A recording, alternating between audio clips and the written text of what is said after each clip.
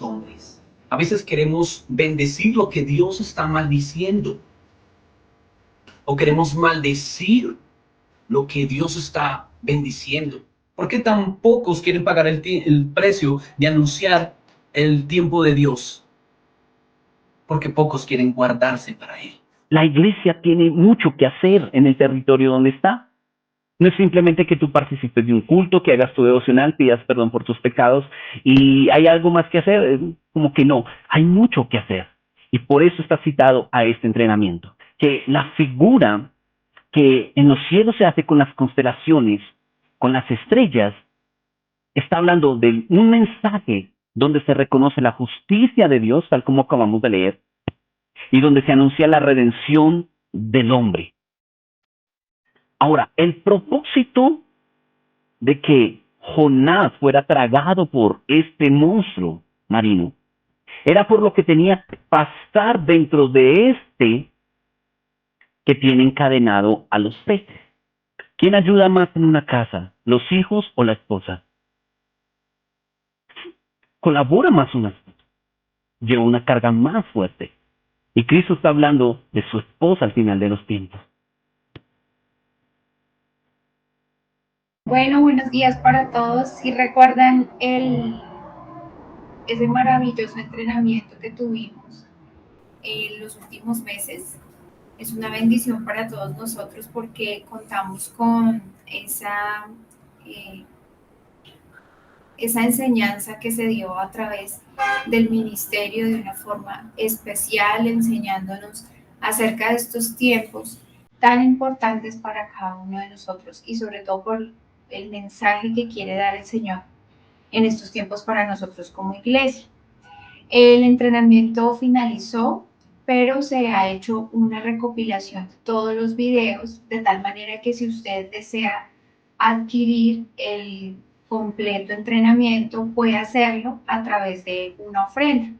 Si usted desea adquirir el entrenamiento para nuevamente repetirlo, para que ya quede para usted y usted pueda pues empezar nuevamente a entender los videos, esto lo podrá hacer a través de una pequeña ofrenda.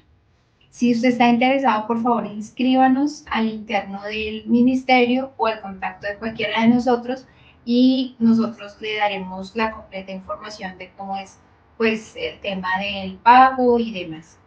Espero que estén muy bien y que tengamos una bendecida mañana.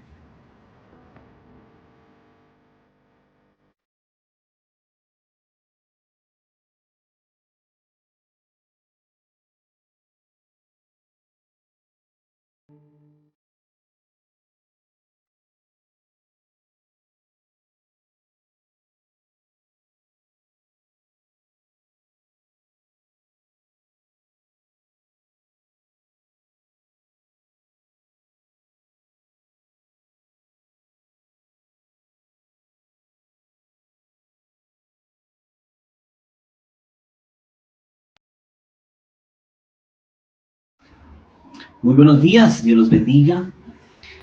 Que Dios reciba alabanza en este día, Dios reciba oración, Dios reciba gloria en este día a través de su boca, a través de la boca de sus hijos, de su esposa. Bueno, en esta mañana hay una palabra que quiero compartir con ustedes, teniendo en cuenta el sentido que venimos estudiando desde Pascua. Y vimos allí cómo el pueblo de Israel inicia su nuevo año por la liberación que les da el Señor luego de 4 siglos de estar en un estado difícil, en una condición de esclavitud.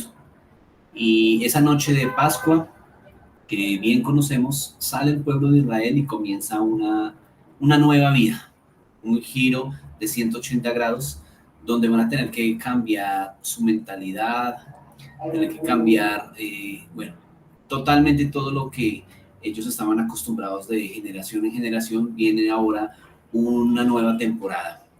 Esto liderado, por supuesto, por su líder, Moisés, escogido por Dios para esta travesía. Y comenzamos hace 15 días hablando que lo que ellos tendrían que enfrentar serían unas contraesperanzas, unas circunstancias donde todo lo que tenían que enfrentar naturalmente podría esperarse que pasara eso, pero debe ser contrarrestado con lo que Dios espera que pase. Y debemos escoger esperar en lo que Dios está esperando, que está basado obviamente en lo que Él ha dicho que tiene para bienestar de su pueblo. Luego, hace 8 días vimos entonces cómo inician esta ruta, salen de Egipto y el Señor, en lugar de llevarlos por el camino más corto, los guía por el camino más largo, ¿lo recuerdan? Y estudiamos cómo el Señor a través de la Biblia escogió caminos más largos para, hablando de una medida natural, tomaba más días, más años, más tiempo para poder cumplirse esa promesa. Y concluimos que Dios usa el camino más largo para que en este se pueda perfeccionar la fe y que podamos valorar más al que promete que lo que Dios prometió. Y hoy entonces vamos a continuar en esa ruta. Quedamos en el episodio donde el pueblo de Israel atravesó el Mar Rojo. Lo atravesó porque Dios lo abrió y pasaron por un camino seco. Y de allí, del otro lado, se cerró el mar y pudieron entonces experimentar esta victoria. Acto seguido, entonces, viene la primera alabanza de la Biblia liderada por Moisés. También va a venir una danza que va a liderar María y otras que se le unen en expresión de alabanza por eso que está sucediendo, por esa gran victoria que Dios les dio. Era impresionante, casi que increíble. Seguro muchos de ellos dijeron, ¿esto será un sueño? Dios tiene el poder de abrir el mar, tiene el poder de desbaratar a ese hombre tan poderoso y dejarlo en la ruina. Él tiene el poder de desalinear los carros en los que venían persiguiéndolos y hacer que estos pierdan velocidad y bueno, en todo lo que conocemos que pasó en esa victoria. Tienen un tiempo de alabanza entonces magno, una canción preciosa que está allí en Éxodo 15 que usted puede leer y que es impresionante como ellos repetitivamente hablan de que Dios echó a la mar al jinete y al caballo. Dios fue quien lo hizo. Y están todos gozosos y alegres. Pero la ruta no termina ahí. Esta fue la primera contraesperanza que ellos enfrentaron. Seguimos en la ruta hasta llegar a la tierra que Dios dijo, salen de Egipto y van a llegar a una tierra que yo les voy a mostrar. Una tierra que fluye leche y miel. ¿Qué es lo que sigue entonces? Hoy vamos a ver precisamente eso. Quiero invitarle entonces que abra su Biblia en el libro de Éxodo. Capítulo 15, y vamos a leer después de esta alabanza, después de este momento, entonces, ¿qué es lo que pasó? Vamos a leer desde el verso 22 hasta el 27. Dice, y Moisés hizo que Israel partiera del Mar Rojo y salieron al desierto de Shur, y anduvieron 3 días por el desierto, y no hallaron agua, y llegaron a Mara, pero no podían beber de Mara porque era amarga. Por eso su nombre fue llamado Mara. Y murmuró el pueblo contra Moisés diciendo, ¿qué beberemos? Entonces él clamó a Yahvé, y Yahvé le mostró un madero, el cual echó en las aguas, y las aguas fueron endulzadas. Allí le puso estatuto y decreto, y allí lo probó. Y dijo, si oyes diligentemente la voz de Yahvé tu Elohim, y haces lo recto ante sus ojos y prestas oído a sus mandamientos y guardas todos sus estatutos, ninguna dolencia de las que puse sobre Egipto pondré sobre ti, porque yo soy Yahvé, tu sanador. Y llegaron a Elim, y había allí 12 fuentes de agua y 70 palmeras, y acamparon allí junto a las aguas. Entonces vamos a ver otro episodio emocionante, difícil para el pueblo, porque van 3 días de camino. Ok, estuvo muy bien el tiempo de alabanza, estuvo poderoso lo que pasó, pero la vida sigue. Y bueno, están cansados, por supuesto. Tendrían hambre. Y ya han pasado 3 días. Así que, bueno, necesitamos al mismo Dios que hizo el milagro de abrir el Mar Rojo, pero bueno, que nos complete la alegría. O sea, le pudo usar aguas para que el enemigo fuera exterminado. También ahora danos agua para poder beber. Y esto es lo que ahora tendrá que experimentar el pueblo de Israel, una necesidad física. Y cuando por fin, después de camino de 3 días, van a encontrarse con un agua, sus ojos, su corazón va a alegrarse, va a abrirse, va a decir, por fin agua para beber. Cuando ellos prueban, son aguas amargas, no pueden beber, son aguas que no son para consumo humano. Y esta escena nos trae un concepto general en la Biblia, en la vida en Cristo y la vida en general. Y es que no hay un cuadro completo. Y ese cuadro se trata de que, por ejemplo, Dios les dio la victoria, pero no tienen que beber. El cuadro completo sería que les dé la victoria y luego una gran cena para tomar fuerzas, pero no fue así. Una gran victoria, pero vamos a esperar 3 días a poder comer o beber algo. Y Dios no les da un cuadro completo de saciedad. Y es porque, como insisto, Dios va a empezar a forjar la fe de aquellos que salieron de Egipto. Y esto nos da cuadros en la vida, como la suya, como la mía, donde no hay cuadros completos. Donde, por ejemplo, usted puede tener un cuadro donde tiene dinero, pero en su matrimonio hay problemas para tener hijos. O al contrario, hay muchos hijos, pero no hay una estabilidad económica para poder darles una vida equilibrada, una vida digna. No hay un cuadro completo. Hay una estabilidad laboral, pero no hay una familia con la cual compartir los frutos de ese trabajo. O tengo una familia unida, tenemos una buena comunión familiar, pero no hay un trabajo para poder alimentar y hacer de esos momentos familiares algo más placentero. No hay un cuadro completo en eso. Tengo deudas, puede ser un cuadro, pero tengo una paz que Dios me da y poco a poco voy cancelándolas. Tengo una vida medianamente organizada, pero no hay un cuadro completo. Quisiera estar sin deudas. Y otro cuadro podría ser, estoy sin ninguna deuda, puedo tener viajes, puedo hacer una cantidad de cosas, pero no siento plenitud de vida. No hay un cuadro completo para yo poder experimentar una vida plena. Es decir, no me falta nada.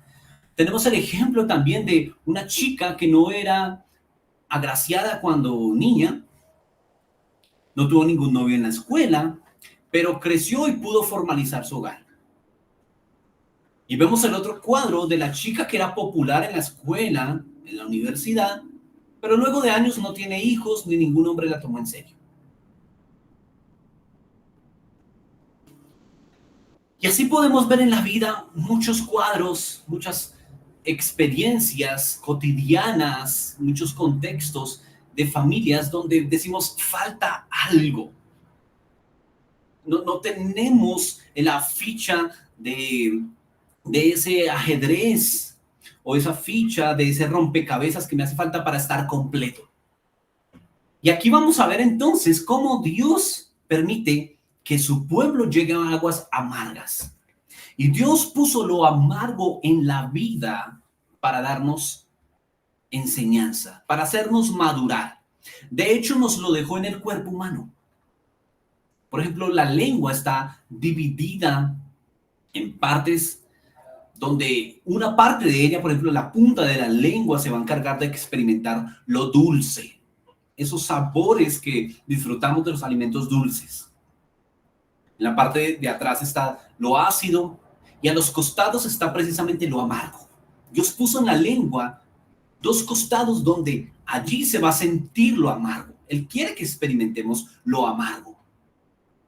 Hay un órgano en el cuerpo humano llamado la vesícula biliar, donde sin este órgano no podríamos disfrutar de las grasas.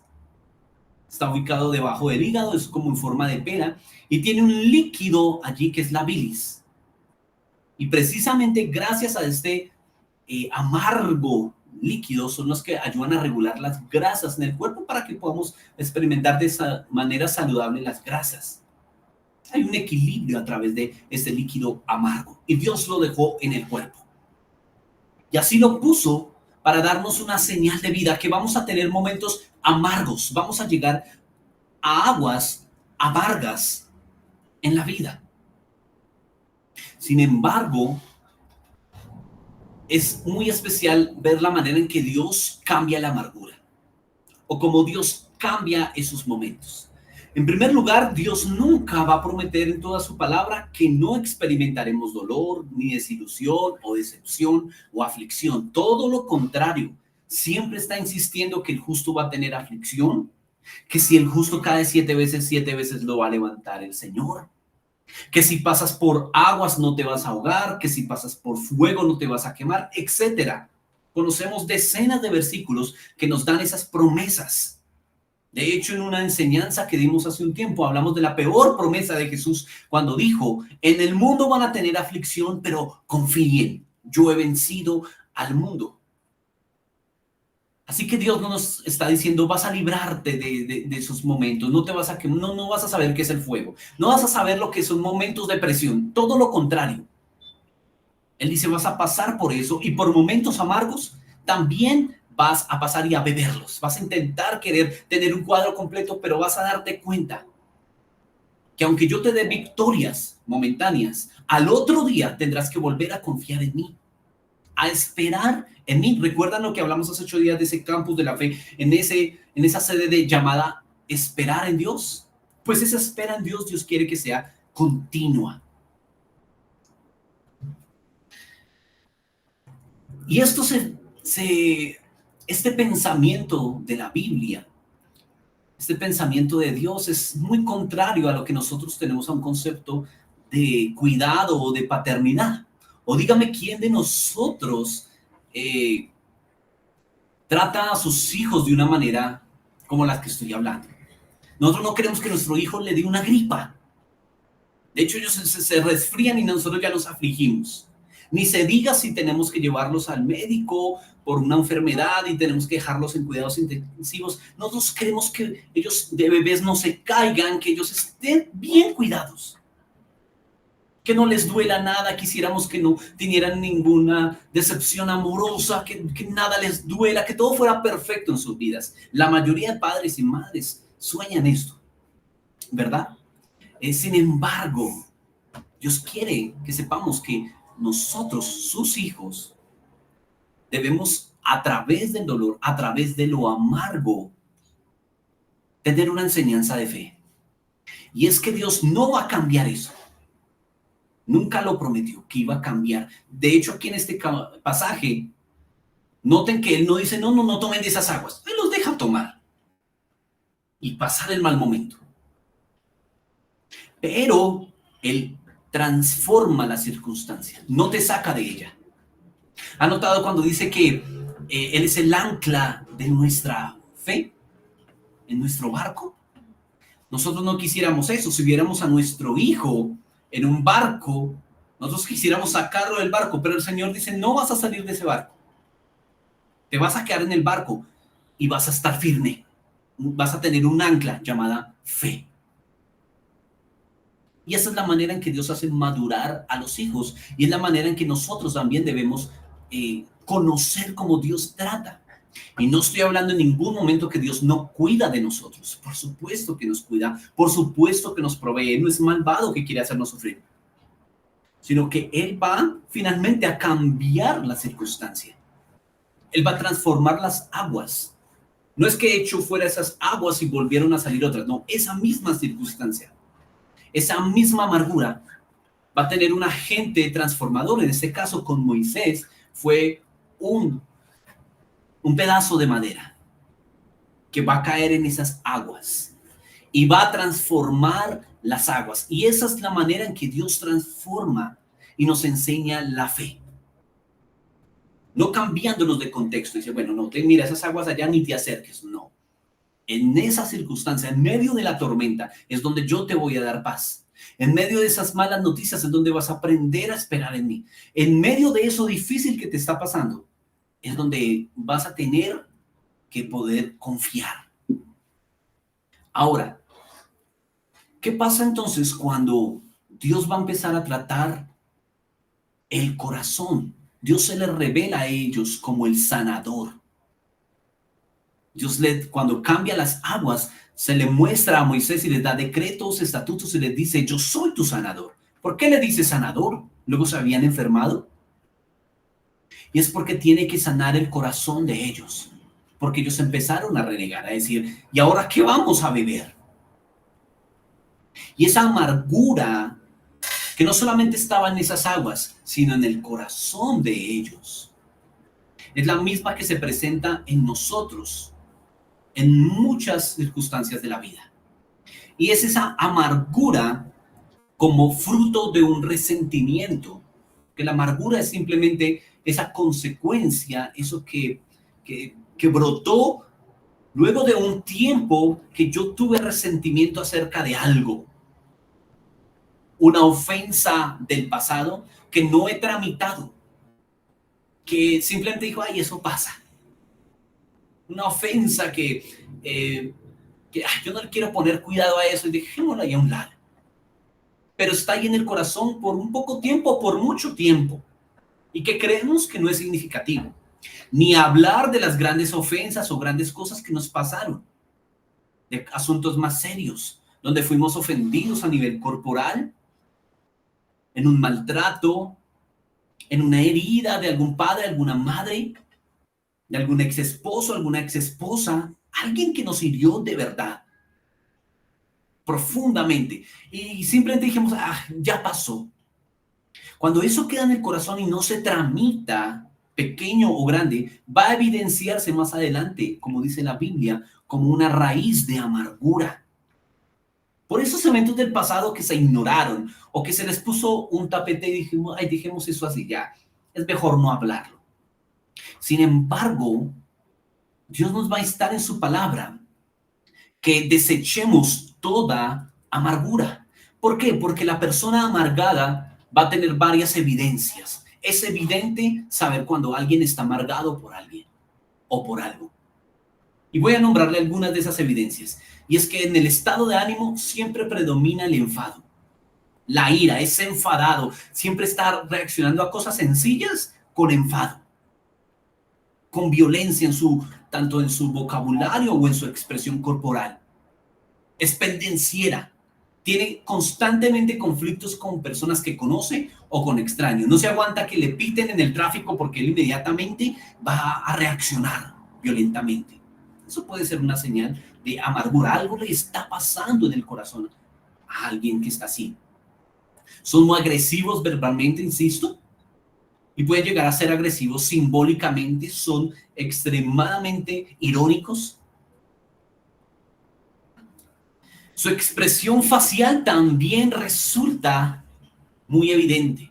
Porque tú dices, no, eso fue una ofensa pequeñita. Lo que él me hizo fue, no le pongamos atención. Sin embargo, como eso no se trató en el corazón, aunque haya sido pequeño, cuando esa persona se encuentra con la otra que ofendió y no ha tratado eso, va a evidenciar ese, no me aguanto esta situación. ¿Y por qué si dijiste que era algo sencillo?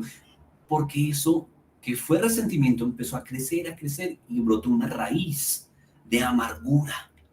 Y por eso no puedes tener disposición ante la persona que te ofendió, porque no trataste esto. Se juzga con excesiva severidad a los demás y al mundo en general. Si a mí me tocó así, a mis hijos le tocará ser así. Y esa amargura te lleva a tener una educación muy rígida con tus hijos. Un trato muy rígido con tu esposo, con tu esposa o con los demás. ¿Por qué? Porque a ti te pasó así. Los demás merecen lo mismo. Y por tanto, el amargado también sufre de envidia. Porque dice, ¿por qué si él no ha pasado por eso? Y a él, o sí pasó por eso y le ha ido bien y no le fue como a mí.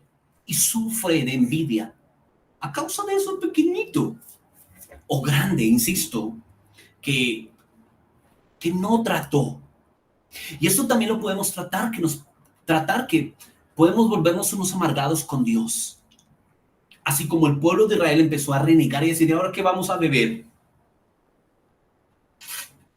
Y ahora Dios nos trajo hasta aquí para morir. Quizás tú puedes sentir lo mismo. Todo este tiempo de vida, Dios, a ver, no me vas a dar de beber, Señor, no me vas a salvar. Esto que me prometiste, ¿hasta cuándo? Y eso es a lo que Dios se refiere, que Él es el sanador. Él quiere sanar tu corazón de la amargura. Él quiere sanar tu corazón, porque se evidencia que tu corazón está lleno de Él. Y recuerdan que de la abundancia del corazón habla la boca. Hay un verso muy, muy especial en Hebreos capítulo 12, verso 15, que dice: mirad bien que no sea que alguno deje de alcanzar la gracia de Dios, que brotando alguna raíz de amargura os estorbe y por ella muchos sean contaminados. Hebreos 12:15. Entonces la amargura es un estorbo, y además de ser un estorbo, contamina a los que te oyen, porque un amargado nunca anima, porque un amargado nunca se le ve una esperanza en su actitud ni en su proponer de vida. Pero se dice, eso es un estorbo. Miren que no sea que dejen de alcanzar esa gracia y estén contaminando a los demás. Entonces es aquí donde nosotros tenemos que evaluar la contraesperanza de cómo Dios obra. No podemos decir que Dios tiene una fórmula y conocemos cómo Él obra perfectamente, pero sí hay modelos en la Biblia y todos esos modelos nos hablan de esperar con paciencia. Porque en la espera es que se renuevan las fuerzas. Dios no quiere debiluchos. ¿Recuerdan lo que estudiamos en Isaías 41 hace 8 días? Los que esperan en el Señor tendrán nuevas fuerzas. Entonces es a través de la espera que me vuelvo fuerte espiritualmente. Me vuelvo paciente. ¿Cómo puedo tener paciencia, el fruto de la paciencia del Espíritu, si no he esperado nunca? ¿Cómo puedo volverme amoroso, tener ese fruto, si no he experimentado a alguien que necesite amor, que necesite un abrazo? ¿Cómo puedo experimentar eso sin la oportunidad de demostrarlo? Y Dios se va a encargar que en esa espera nos volvamos fuertes en Él. Y no gente llena de promesas cumplidas, en otras palabras, niños consentidos sin valores, sin valor de esfuerzo, sin valor de amor, sin el valor que Él enseña, que es la espera. Él no quiere niños consentidos llenos de promesas. Él quiere un pueblo fuerte que a través de la espera ha quitado la amargura de su corazón. Quiero citar varios ejemplos que seguro usted conoce de cómo gente hubiera podido volverse amargada, pero no lo hizo, sino que quitó eso que podría haberse vuelto una amargura contra Dios y decidió quitarla y finalmente pudo alcanzar la promesa. Abraham fue dada la promesa de ¿qué? ¿Lo recuerdan? De ser padre de multitudes. A través de su línea vendría el Salvador. Y él tenía 75 años. Pero sabemos que tardó 25 en poder experimentar. En 25 años pudo haberse desanimado y volverse un amargado. Sin embargo, él fue considerado que esperó esperanza contra esperanza. Adversidad tras adversidad puso la esperanza de Dios. Y por eso alcanzó la promesa y le fue contada como justicia y llegó a ser padre de la fe. Miremos a Noé, un hombre con un ministerio poderoso. Sin embargo, en ese ministerio poderoso no lo apoyaron sino 7 personas. Y su ministerio, su encargo de Dios, donde un arca debía ser construida para salvar toda una humanidad, para que la raza humana no fuera acabada, sino que a través de esas 8 personas hubiera sido poblada nuevamente la tierra. Él pudo perfectamente haberse desanimado, decir, este encargo y nadie cree. Señor, 100 años construyendo, pero nadie creyó, solo mi familia. Pero si en esos momentos de debilidad de Noé pudiéramos decirle y viajar del siglo XXI a donde estaba Noé construyendo, seguramente en algún momento de debilidad, diciendo nadie cree, nadie quiere entrar al arca, podríamos decirle, Noé, no te desanimes, vengo del siglo XXI y quiero decirte que hay superpoblación. Y quiero decirte que no caben, están las cárceles en hacinamiento. Y quiero decirte que de hecho hay países donde si nacen niñas, mueren. Quiero decirte que está bien con esas 8 personas. Es suficiente. No te desanimes. Pero Dios quiere que Noé pase, por eso no conozca necesariamente el futuro. Dios no le dice, tranquilo, eso va a pasar en el siglo XXI, van a estar luchando con que no se poble más la tierra. No, él simplemente dice, obedece. Y en esa espera, él obedece y no deja su corazón lleno de amargura, sino que cumple el propósito de Dios. Hablemos de reyes, por ejemplo, de Josafat, un rey bueno, hace lo bueno delante de Dios. Le agrada tanto al Señor que él mismo, Dios mismo, es su guardia personal. Sin embargo, tiene un ejército muy débil. Todos esperaríamos, o los reyes presumen de sus ejércitos, de la organización militar que tienen. Pero aunque este hombre tiene a Dios de su parte, su ejército terrenal es muy, muy débil, muy poco en número. Tanto así que en una guerra contra los amonitas, moabitas, dice, no hay fuerza en nosotros. Pero él consultó al Señor, dijo, ayunemos. Y hasta que el Señor le habló y dijo, yo les daré la victoria. Es más, yo pelearé por ustedes. Es una de las ocasiones donde Dios le dice, no necesito tu ejército. Voy a pelear por ti. Y así podemos citar varios casos donde muchos pudieron amargarse. Miremos a un Jesús. ¿Será que él como hombre pudo haber dicho, me vuelvo un amargado? Porque ni mi familia me cree, mi mamá. Las mamás siempre creen.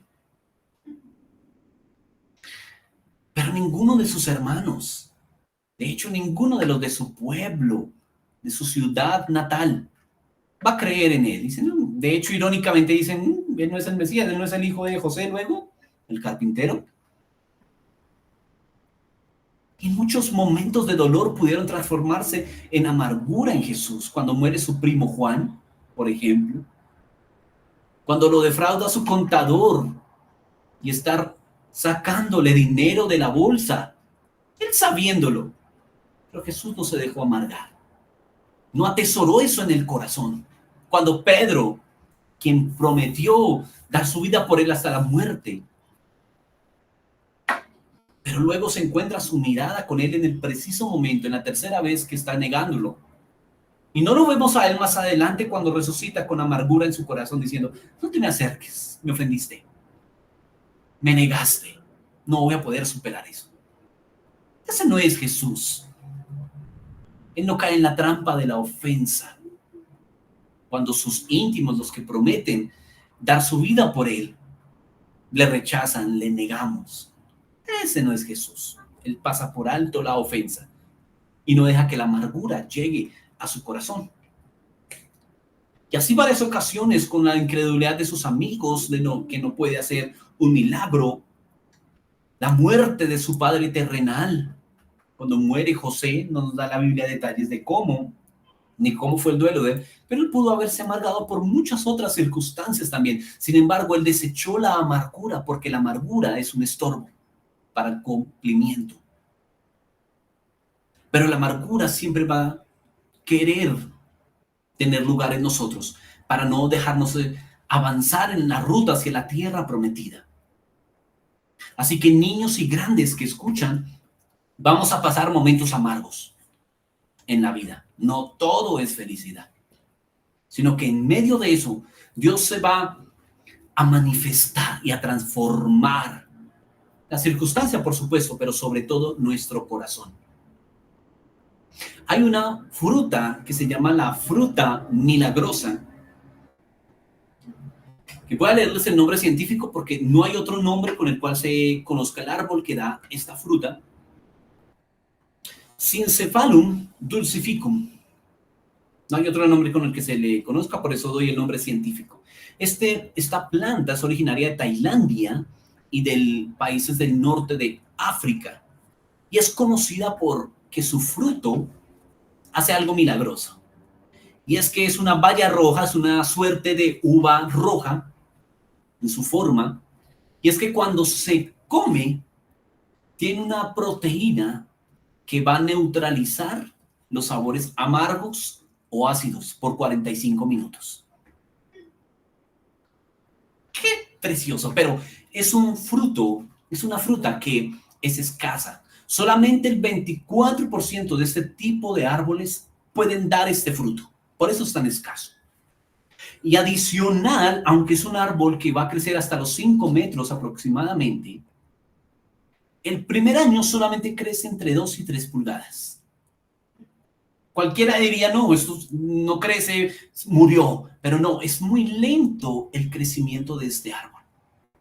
Y solamente hasta el tercer o cuarto año, las que logran crecer y dar el fruto, va a dar esta fruta milagrosa. Y solamente escasamente ese porcentaje va a dar ese fruto con el cual se pueden aprovechar la gastronomía y en esos países que aprovechan este tipo de fruta. Ahora, así como existe esta fruta milagrosa, está este madero en Mara, que es echado en las aguas como un agente que va a neutralizar los sabores amargos. Va a cambiar el sabor amargo. Y es necesario para que haya un cuadro completo en nuestra vida y no haya lugar a la amargura, que siempre ese madero en Mara, que es la cruz del Calvario, donde están nuestras frustraciones, nuestras decepciones, nuestros fracasos, nuestras torpezas, nuestros pecados, todo lo amargo del pasado o del presente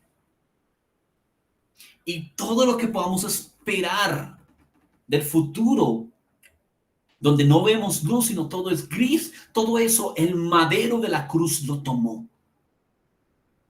Cristo llevó todo este peso en la cruz del Calvario. Allí fue cargado todo el peso de lo que Dios no tenía planeado para el hombre. Todo fue satisfecho en Cristo Jesús. Todo. No hay alguna decepción. No hay alguna amargura que Él no haya ya tomado en la cruz del Calvario. Y noten cómo Jesús va en la cruz del Calvario precisamente. Va a beber una bebida, o le van a dar una bebida que es amarga, que se le da a los que son crucificados aquí en Roma, una bebida llamada la posca, que era un vinagre amargo y tenía también unas hojas, una medicina que era como una anestesia para que no sufrieran tanto. Una especie de, ayudémosle un poquito al crucificado, démosle esa bebida que sea como una anestesia y no le duela tanto mientras le pego, mientras muere. Una tortura experimental allí. Y Jesús va a beber eso, le van a dar de beber de eso, cuando dice tengo sed. Y eso amargo estuvo en su boca, físicamente y espiritualmente. Él probó la amargura. Tu amargura, la amargura que pueda venir a nuestros corazones, la amargura del pueblo de Israel. Y ese mismo pueblo de Israel que decía, tengo sed amargamente, en la cruz del Calvario, sin ninguna amargura, dijo también, tengo sed.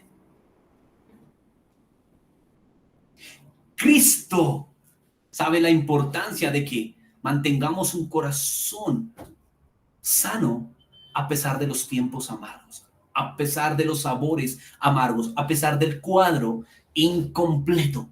Porque lo que para nosotros es un cuadro incompleto, para Dios es un gimnasio donde se desarrolla tu fe y mi fe. Es la oportunidad de creer y dar gloria a Dios. Es la oportunidad, la plataforma de levantar nuestra voz en esperanza y decir, aunque yo no vea nada, y aunque falte esto, puedo alabar a Dios con un corazón sano, desechando la amargura. Y nos va a dar al Espíritu Santo, por cierto, en forma de paloma, que es comparado al Espíritu Santo, uno de los animales que no contiene nada amargo. No tiene esa hiel de la cual hablábamos, ni en los humanos ni en los animales. Todos tienen esa hiel, pero la paloma no. Él es dulce. Está representando que Él es dulce y viene a sanar nuestras amarguras, los resentimientos, las ofensas. Viene a transformar esas aguas y a darnos agua de beber, agua para nuestro consumo. Y por eso hoy escuchábamos esta alabanza de dame de beber de estas aguas. Necesitamos aguas que nos sanen. Jesús es ese mismo árbol que se echa, ese mismo trozo de madera que se echa sobre tus aguas. Él alcanzó tu amargura. En la cruz ya la alcanzó. Se echó sobre esas amarguras suyas para que hoy puedas experimentar sanidad y también la dulzura del Espíritu Santo en medio de toda circunstancia difícil. Damos gracias al Señor que Él hace una comparación en Gálatas, y con esto finalizo, de las obras de la carne, que si juntamos cada una de ellas, el fruto de ellas, idolatría, hechicería, borracheras. Díganme si el fruto de las borracheras al final, pregúntenle a la familia si tienen tiempos dulces.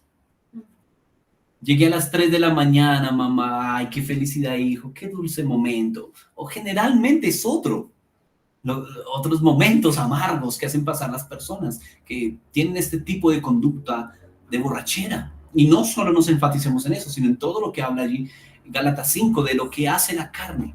Al final va a traer amargura a la vida de esa persona o de los que lo rodean.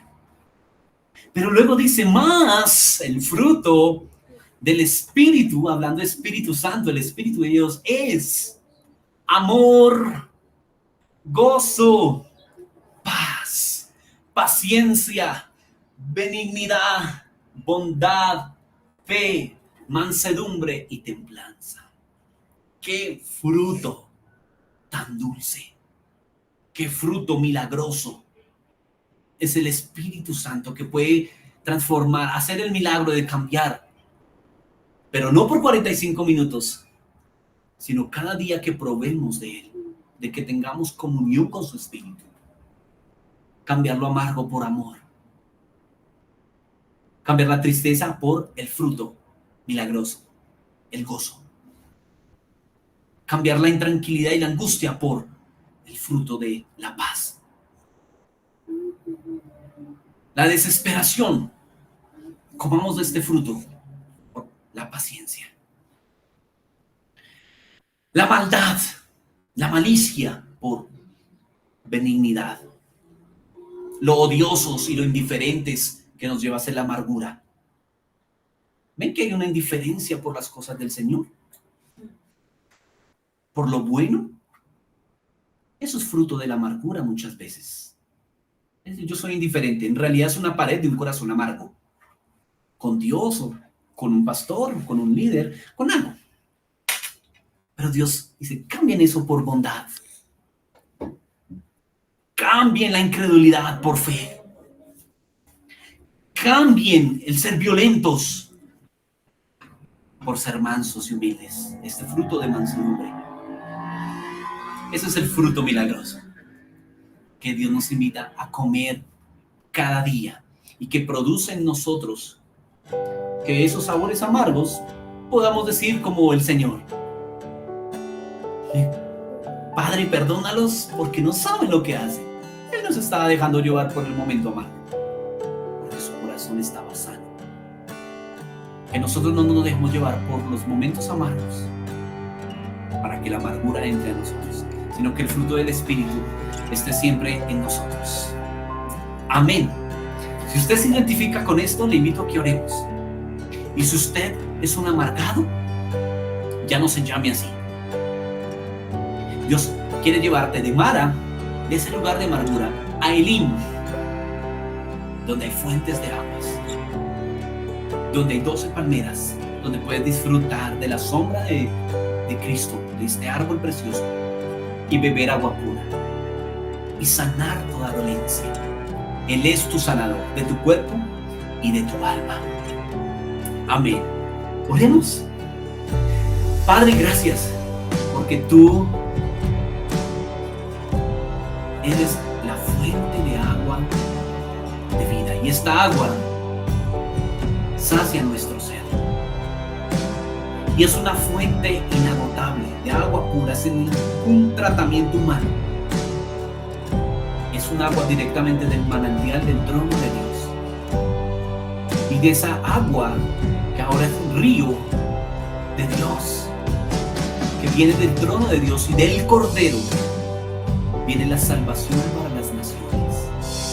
Y todo aquel, por eso aquel día en la fiesta te levantaste y dijiste: todo aquel que tenga sed, venga a mí y beba gratuitamente de la fuente que yo les doy. Señor, estamos sedientos de ser sanos, porque hemos encontrado amargura en nuestros dichos, amargura a causa de que no hemos visto cumplidas varias de tus promesas.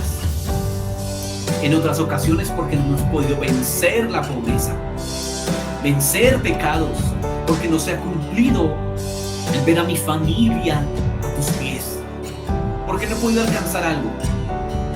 Pero tú eres el único cuadro completo, tú eres la plenitud. Solo hay uno que es pleno, solo hay un cuadro perfecto, solo hay un cuadro pleno, y es Jesús. Porque cuando tú estás, aún en medio de la tormenta, aún en medio de la nada, podemos decir: estamos completos. No hace falta nada, aunque falte todo. Si tú estás, todo es lleno. Si tú estás, todo estará bien. Síguenos llevando a tu ruta de la tierra prometida y entrénanos en este gimnasio de la fe. En Cristo Jesús. Amén y amén. Mucho ánimo. Dios te bendiga.